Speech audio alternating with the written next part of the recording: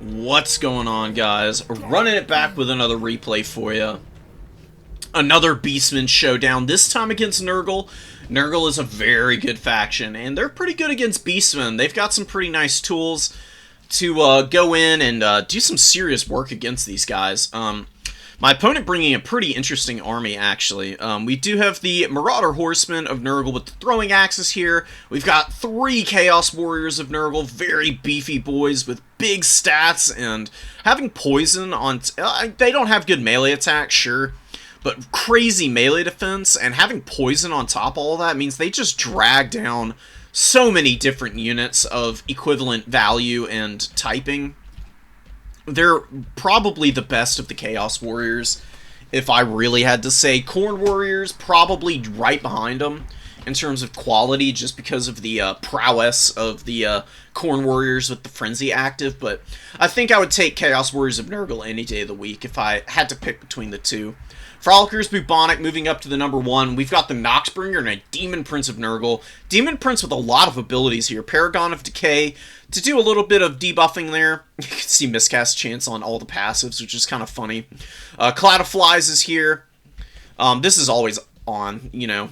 Children of Nurgle, Stream of Corruption. I forgot that he's bound streams. So 2 streams of Corruption, Fleshy Abundance, and Spirit Leech here.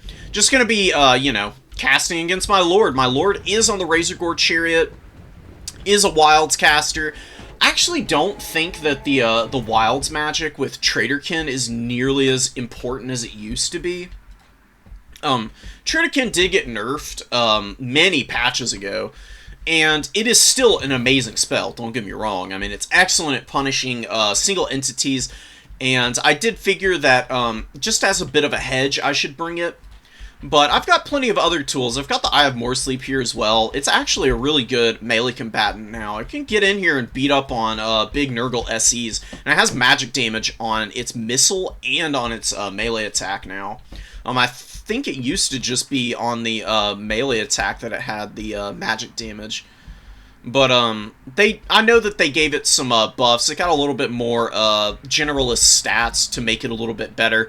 It got explosion damage increase on the missiles, so it hits more entities on impact now, which is pretty awesome. Gonna be seeing how it works. This is the first time I was deciding to use it, actually. So just pushing back the horsemen, using the Ungor Spearherds to soak up some of that throwing axe fire. Really cost effective for me to block all those missiles up there. Ungor Raiders looking to get in position. They're going to be really nice here. They're just good at shooting down Marauder Horsemen and protecting the formation a little bit. Zangors do take a little bit of fire from the Noxbringer. Noxbringer doesn't have great targets. Going to be shooting at these Centaurs here. Doesn't want to wait, you know, could shoot at the Eye of Morrslieb, but isn't going to do damage.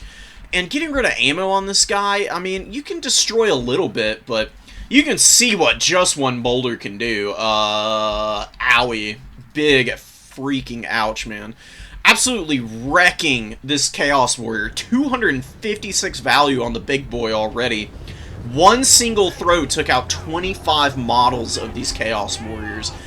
Boulder number 2 coming in, gonna miss a little bit, not gonna be nearly as impactful. You want to switch targeting with this guy, I've noticed. He tends to throw at one particular area of a unit, and, you know, it kind of focuses on the edges a little bit. Getting a nice hit right in the middle of these guys this time. Not killing a ton of models, but getting some nice HP off of them. And 405 value in the early going here. Gonna pull back my Ungor Spearherd here. And just give the Cygor an opportunity to hammer home against these guys. They are locked in place by Warp Gaze. Gonna move the Zangors up to fight them now. Moving some Centaurs with throwing axes around the flank. And we do have a Fury Swarm coming in here. With the Demon Prince of Nurgle, did get a pretty good stream of corruption here, I believe. Hitting the Ungor Raiders pretty nicely, getting a good bit of damage, but Minotaur's on watch. They're going to be looking out for this guy landing.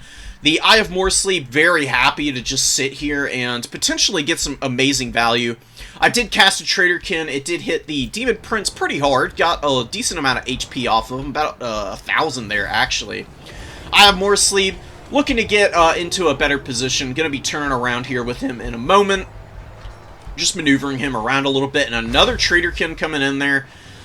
Just the regular version. I don't want to miscast. I did bring Rod of... Or I didn't bring Rod of Corruption on this guy. My bad. Never mind. I do bring Rod of Corruption on that guy sometimes. I didn't bring it here. Just going to be using regular Traderkins just to get the damage on him. Doing another roughly about 1,000 every cast is pretty great. That's just amazing value. Working down big lords like this is pretty favorable for me. I do have the Eye of Morrslieb to hammer into the heavily armored Chaos Warriors as time goes on. Looking for a good shot here. Sentis were just charging down some of the Furies who were wrecking my poor Ungor Spear Herd there. And Minotaurs.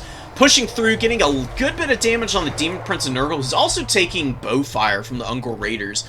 These guys are and always have been an excellent unit. They just are so capable, man. They do so much good work at just blasting down lightly armored stuff. Buffoonish shot there from the Eye of Morrslieb. Just fat damage on both those Chaos Warriors. Very blobbed up there. Razorgore herds, they come in, they're gonna just lock these guys down and prevent them from pushing through. These Zangors are just chilling, they're just waiting for their opportunity. I'm still holding the objective, I'm not too worried about that. And back here, I do get a good engage on the Noxbringer. I almost had it, I had it really low, but a big fleshy abundance just came down. Healed up the Demon Prince, healed up the Noxbringer. And the Centaurs with throwing axes, after locking in the Noxbringer, are definitely going to be suffering the worst of it here. Trying to get my Minotaurs away. They're going to take some big damage here from the throwing axes and everything else that's here, which is very unfortunate. They get caught up by Tears of Nurgle from the Pestigores, and that's a big loss for me. A little bit too overeager getting after the big boy there. Got some good damage, but... while all this is kicking off here, I am going to push through the backline here. I have cleaned up these Chaos Warriors, actually. They got folded up pretty hard by the Razorgore herds and the Focus Fire from the Eye of Morrslieb, who is now turning attention to the Demon Spew. Demon Spew, they did get through one Ungor Raider. They've done quite a bit of damage to them. They're pushed back here. Trying to get on the other one, but just get nailed in the meantime. And the Eye of Morrslieb throwing against the Noxbringer. I mean, this guy's just great at everything. Very good artillery piece for the Beastmen now, and can force some really out-of-sorts engagements from a lot of factions. Does miss a little bit there, but it always looks like it did hit him somehow. I don't know what's going on there. Very odd moment. The Hounds chasing down the Minotaurs. The Minotaurs did manage to get away. They've got 2,900 HP. They're not doing bad. They definitely need to get back in and get a little bit of extra damage, and another Traderkin coming down. Just continuing to cast this and work down this Demon Prince. I'm doing a good job of dealing with the infantry, otherwise I would be focusing more on those guys. Eye of Morrslieb has been a big part of that. All 100 kills here have been on very heavily armored targets. Demon Spew, Chaos Warriors...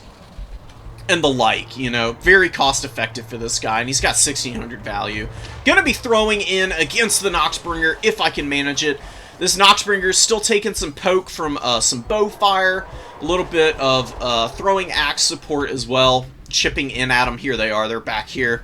Just running around, trying to get away from them. They've got, for some reason, this unit was acting like it still had ammo, even though it didn't.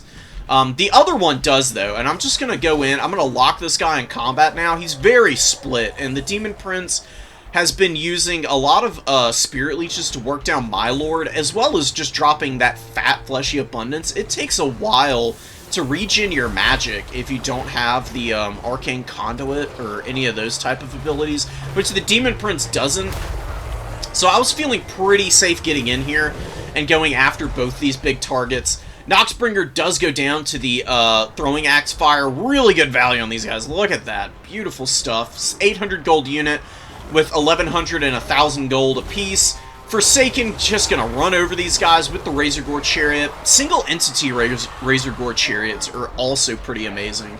Just really efficient damage. I do have a Wargore coming out. Wargores, I've brought both of them onto the field. They're very good in a lot of these matchups where you're expecting some heavily armored infantry, or even just lightly armored foot characters, or foot characters in general. These guys are just so good at their role.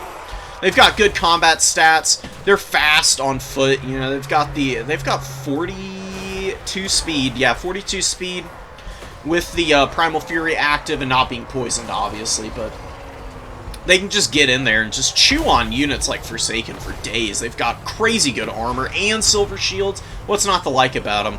Poor Brayherd Shaman here. 2,000 value on this guy.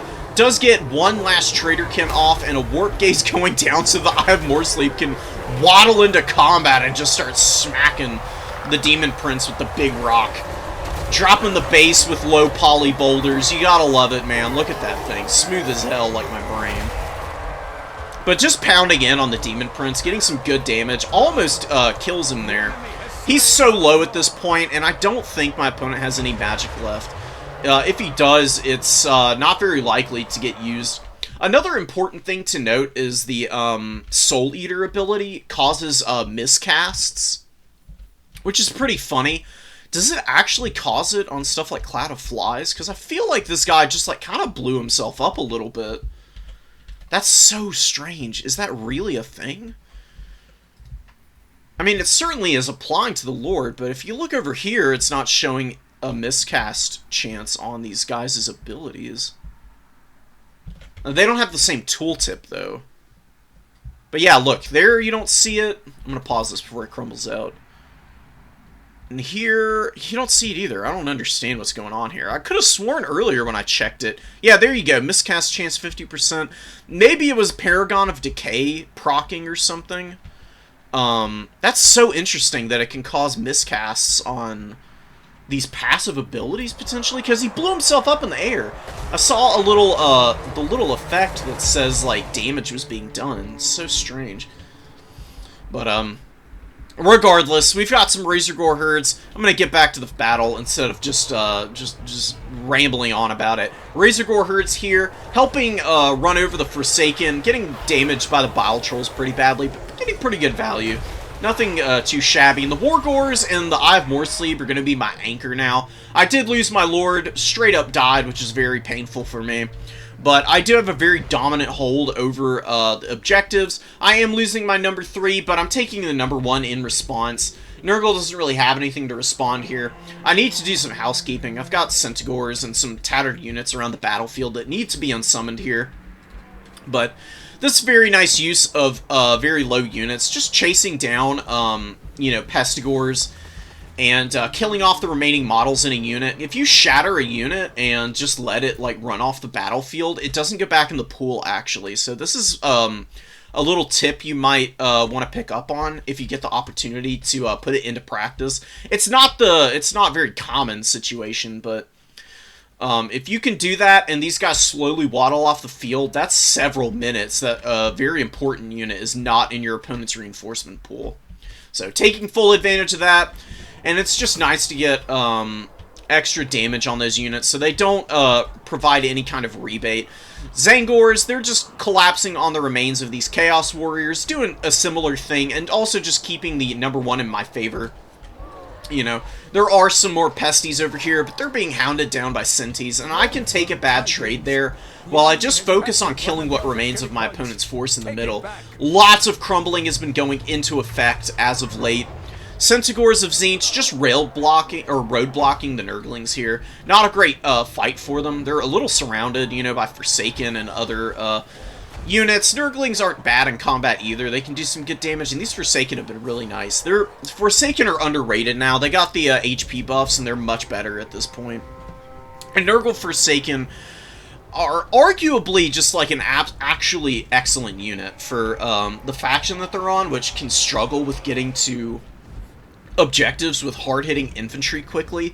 Forsaken are a pretty good answer. They've got good melee attack when their frenzy is active, and they've got much better melee defense than all the other Forsaken.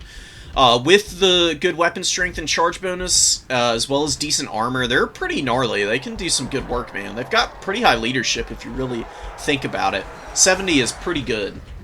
Very solid at the least. Barons of the Bog coming in. My opponent desperately trying to make something happen here. But I've pretty much taken over the battlefield now. I got a big collapse on the Bile Trolls here and just obliterated them with the Centaurs of Tzeentch here. You know, one of these units very beat up after fighting Nurglings and some Forsaken and other units like that, but the other very healthy. pushed back the horsemen that were holding this objective. You can see them rallying back here. They're pretty beat up. They don't have any ammo. They don't have a lot to do at this stage of the game. Look at the Eye of Morrslieb, dude. Still out here, 8,600 HP, taking like no damage, and has been getting in fisticuffs for a bit now. Still have 6 stones on this guy, so I'm just going to use that to hammer into the Barons of the Bog. Trying to kill models, actually kill a couple there with the stones.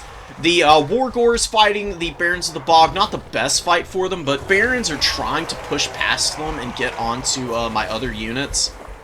You know, trying to get some damage onto the Sentis and other type of units, which isn't bad. Do kind of need to do that at this stage of the game, and now that the Demon Spear back out, gonna swap on to the much better target for the Cygor. 2,500 value on this guy. Brutal, brutal stuff, man. You gotta love this guy. Look at him. Another big boulder coming in, taking out even more of these Demon Spew. They've barely even been able to get into combat this game. They've come out already and they only have 600 value. That just speaks to the killing prowess that this guy has. Up to 2,700 value now. And we've got the Barons of the Bog slowly being worked down here. Takes a while to get rid of these guys. They're a very annoying unit. The Miasma of Rot, Wasting Sickness, very good abilities. You know, just keeping everything with Perfect Vigor around it, and themselves as well. They always have Perfect Vigor because of that ability. They've got the Wasting Sickness, which lowers mass and weapon strength, and my opponent did recap the home objective, but it's just Nurglings and Pestigors, and time is up. Big win for the Beastmen here. Big win for the Eye of Morrslieb. Look at this guy. Yeah, he's very proud of that particular throw. That was probably his finest of the day, but we'll never get to see the outcome of it. I'm pretty sure I was targeting the Nurgling back here. Nurglings suffer pretty heavily at the hands of these boulders, too. They're a pretty compact unit with small model count. Taking out like 10 of these guys with one boulder is pretty fat, honestly. They're pretty cheap, though, so you don't want to waste boulders on them. But in this situation, it's just like actually worth using against them. Very well played to my opponent. Did a pretty good job of keeping it close for a while. But the issue was just the Noxbringer didn't really have anything to do. Very much a lost cause in this matchup here, and Chaos Warriors just got bounced, man. I mean, the Eye of Morrslieb was just a beautiful call-in, just exactly what I needed to answer my opponent's units. And the Minotaurs did good. Bray Shaman of Wilds got 2,100 value with the Traderkins. Just casting those all game on the Demon Prince, on the Noxbringer. Just dragging those very expensive single entities down. And it was just really nice for me. I had a very solid build for what my opponent had. And I think it's just a little too thin here. Didn't have enough to shut down the Eye of Morrslieb. Occultist would have been pretty nice to bring out as the first summon, I actually think. Because the Cultist could... Well, I guess I do have the Wargors in reserve. Wargors beat down Cultists pretty bad. Another reason why I brought these guys. This is a pretty hard matchup for Nurgle. Factions that are at a mobility disadvantage are usually going to struggle against Beastmen. Nurgle does a little better than most, because Nurgle does have pretty cost-efficient infantry, really good Lord options that can take full advantage and beat up on yours. I really love the Spirit Leech casting. I think just going with a bigger spell kit, just bringing the Spirit Leech, and I think this guy also gets Miasma of Pestilence, doesn't get Stream of Corruption naturally, has a bit of a mixed spell kit. Just using Spirit Leech and Miasma of Pestilence just to debuff and get some damage on the Lord and proc the passive constantly would have probably been better healing than the Fleshies. They did a good job of healing up the Noxbringer and Demon Prince in the mid-game, but, you know, all that healing gets counteracted by just consistent Traderkin casting, and then throwing axes were just all over him all game. You can see big value on all those guys. Very hard to use big stuff. in the Beastmen matchup. Because Beastmen are just so good at killing it. I mean, even the Eye of Morrslieb is excellent against those guys. You saw how much damage those boulders did to the Noxbringer. So, it's definitely something to think about. I'm very curious to see how other Nurgle players might take this matchup. Probably just more Furies, more Plague Toads, potentially. And just a wider infantry front, I think. You don't need super high-quality infantry against the Beastmen. Mostly because it's kind of hard to armor check these guys. Like, yeah, you can do it to the infantry, but the bigger stuff, you've just got so many cost-efficient AP units here. Like Razor Gores, Centigores of Tzeentch, even the Centigore Great Weapons are pretty good. I brought the Tzeentch variant just for the Overshield, so they can get good engages and then just pull out and kite around. It frustrates Nurgle immensely when you're able to do that. It just helps their survivability a little more, too. But regular Centigores with Grey Weapons are 200 gold cheaper apiece, and they do a very similar thing, and they're very cost-effective. Definitely don't turn your nose up at those guys, because they're also an excellent unit. And then you've got the Throwing Axes. Throwing Axes for SEs, and if there's no SEs, to get behind Chaos Warriors and just chip them down with the Throwing Axes. All kinds of nasty stuff, man. So I don't think that the armor is very reliable here. And you can see some of the Pestigores are actually the higher performing units here. Barons of the Bog did nicely. Despite being in an awful position, they were very difficult to remove. So I think having these guys out earlier, and just cutting the Noxbringer, bringing wider infantry, and, you know, having your own counter-skirmish is awesome. That's what the Marauder Horsemen of Nurgle are for. They're very good at surviving enemy charges. They're hard to pin down anyways, because they have the poison on their axes and stuff. So that can be pretty difficult, and they're just the best Marauder Horsemen, in my opinion, for actually, like, throwing all their axes and skirmishing. Khorne Horsemen are probably a little bit better overall because of the dual purpose of those guys, but like I said, you know, you catch my drift. Nurgle Horsemen, good counter skirm, and would have been really nice to push back the Centigores with Throwing Axes. Just didn't have enough of them, didn't have enough stuff to shut down my Centigores diving into the backfield. You know, I just had a lot of those guys. I had a lot of mobility, as I said. And the core of my army was anchored very well by the Eye of Morrslieb and the Traderkin casting. So, I'm finally going to call it here, guys. I'm done rambling, finally. So, I'll see y'all in the next one, and I hope y'all enjoyed this battle. GG's. Peace.